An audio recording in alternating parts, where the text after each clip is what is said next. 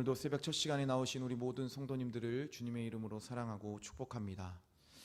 네, 오늘 말씀에도 보면 계속해서 모압 왕 발락과 이 발람에 대해서 기록되어 있는 것을 우리는 보게 됩니다. 이 모압 왕 발락은 이방 선지자였던 발람을 통해서 이스라엘 백성들이 저주를 받기를 원했습니다. 그를 저주하기를 원했습니다. 그래서 이 발람을 통해서 제물을 드려서 하나님께서 이 이스라엘 백성들이 저주하기를 원했다는 것이죠. 그러나 어제 우리가 새벽 말씀을 통해서도 함께 살펴보았듯이 저주를 기다렸으나 하나님은 이스라엘 백성들을 저주하지 않으셨습니다. 오히려 이 발람을 통해서 하나님은 이스라엘을 저주하기 원하시는 것이 아니라 이스라엘 백성들 가운데 축복하기를 원하신다라는 말씀을 전달하게 하셨습니다. 그런데 오늘 말씀에도 동일한 내용의 말씀이 다시 반복해서 기록되어 있는 것을 우리는 볼 수 있습니다. 오늘 본문 말씀에 보면 이 발락은 이방 선지자 발람을 통해 이스라엘 백성들이 저주받는 일이 실패로 끝나자 그것으로 멈추지 않았다는 것을 보게 됩니다. 첫 번째로 실패를 뒤로 하고 다시 저주할 것을 이 발람에게 명령을 하게 됩니다. 우리 오늘 본문 말씀 민수기 23장 13절 14절 말씀을 다시 한번 읽어보도록 하겠습니다. 함께 읽겠습니다. 발락이 말하되 나와 함께 그들을 달리 볼 곳으로 가자. 거기서는 그들을 다 보지 못하고 그들의 끝만 보리니 거기서 나를 위하여 그들을 저주하라 하고 소빔들로 인도하여 비스가 꼭대기에 이르러 7 제단을 쌓고 각 제단에 수송아지와 순양을 드리니. 아멘. 이렇게 모압 왕 발락은 다시 제물을 드리게 하고 이스라엘을 저주할 것을 요구하게 되었습니다. 그런데 이번에는 어떻습니까? 장소가 바뀌게 되었더라는 것을 성경이 기록되어 있습니다. 이 바뀐 장소는 어땠냐면 어제 본 장소는 이스라엘의 모든 장막이 쳐 있고 이스라엘 백성들이 있는 게 훤히 보이는 장소였습니다. 그런데 이번 장소는 어떠냐면 이스라엘 백성들이 잘 보이지 않는 장소, 일부만 보이는 장소로 옮기게 됩니다. 본문 말씀에 보면 나와 있는 것처럼 기록되어 있는 것처럼 소빔들에 있는 비스가 산꼭대기로 장소가 바뀌게 됩니다. 이것은 어떤 곳이냐?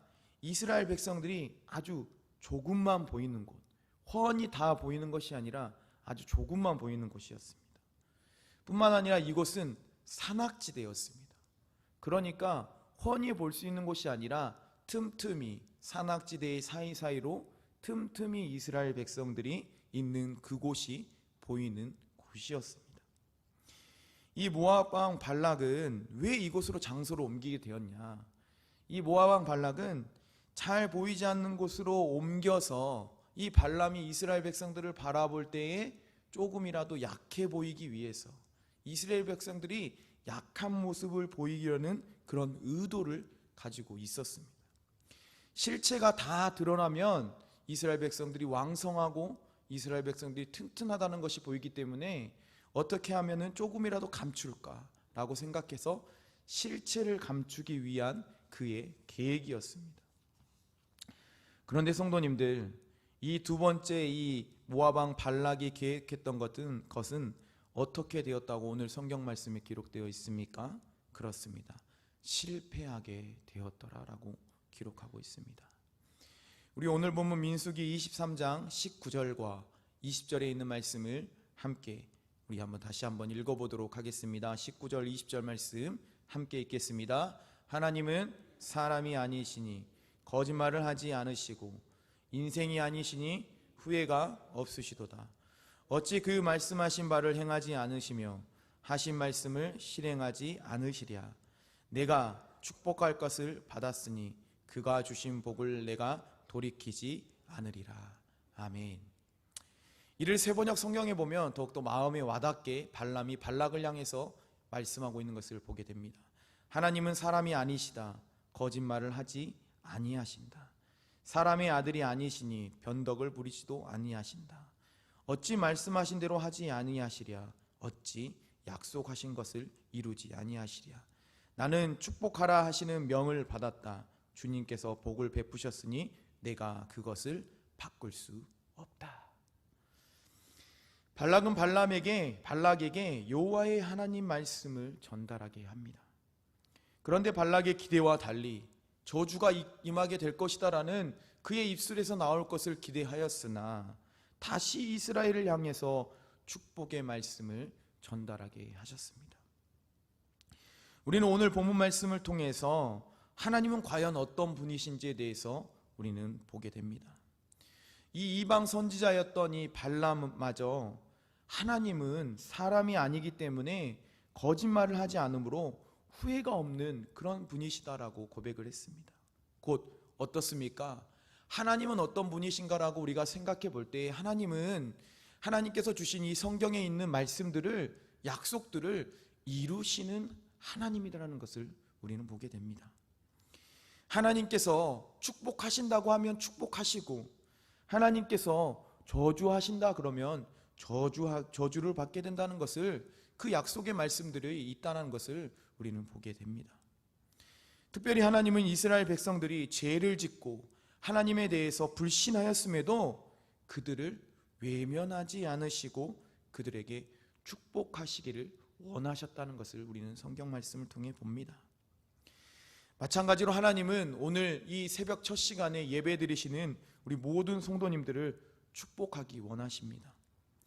하나님의 자녀로 이 땅 가운데, 세상 가운데 살아가는 우리에게도 우리가 세상 가운데 실수하고 우리가 때로는 넘어지고 우리가 때로는 시험에 들 수 있지만, 그럼에도 하나님은 우리의 아버지 되시기 때문에 우리를 축복하기를 원하시는 분이라는 사실입니다.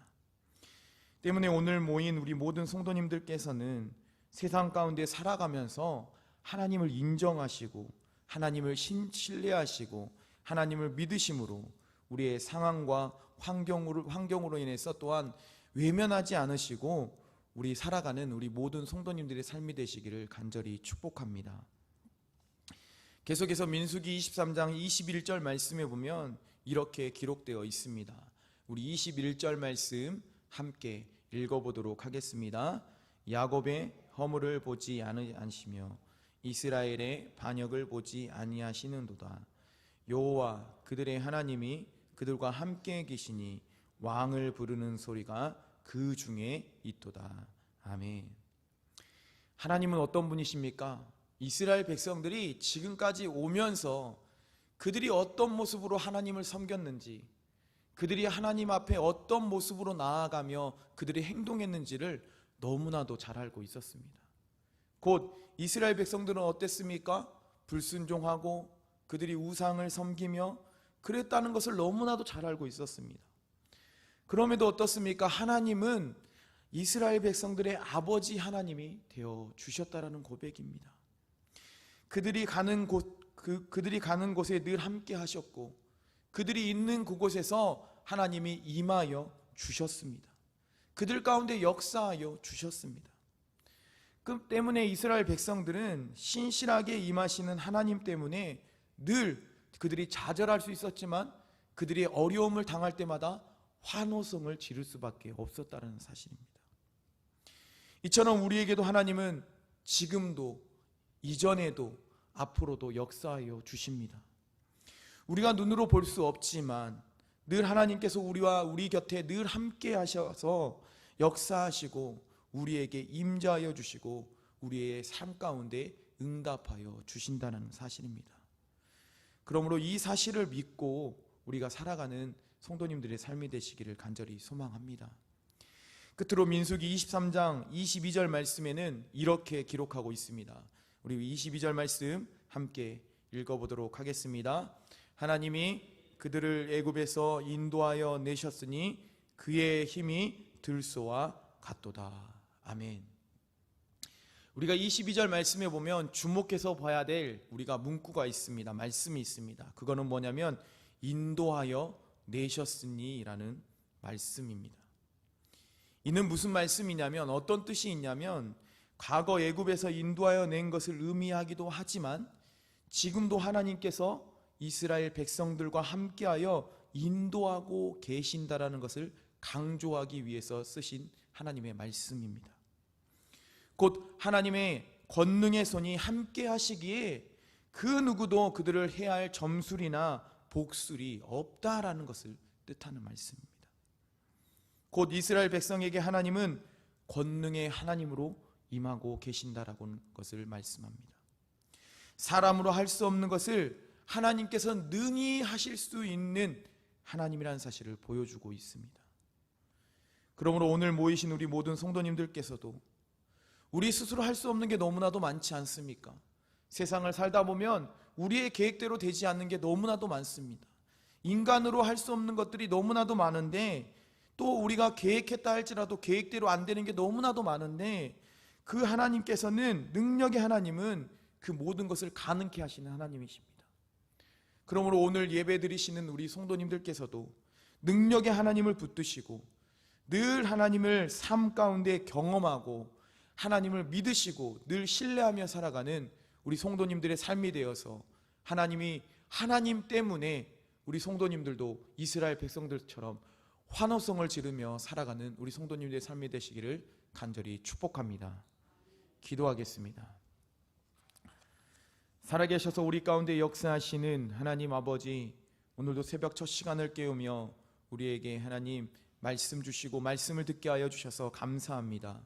하나님, 우리가 이 땅 가운데 살아갈 때에 세상의 것들을 의지하지 않게 하여 주시옵시고, 우리가 때로는 쓰러지고 때로는 우리가 범죄하고 우리가 근심하고 걱정하는 일이 있을지라도 늘 하나님을 신뢰하고 하나님을 믿음으로 하나님을 경험하며 살아가는 우리의 삶이 되게 하여 주시옵소서.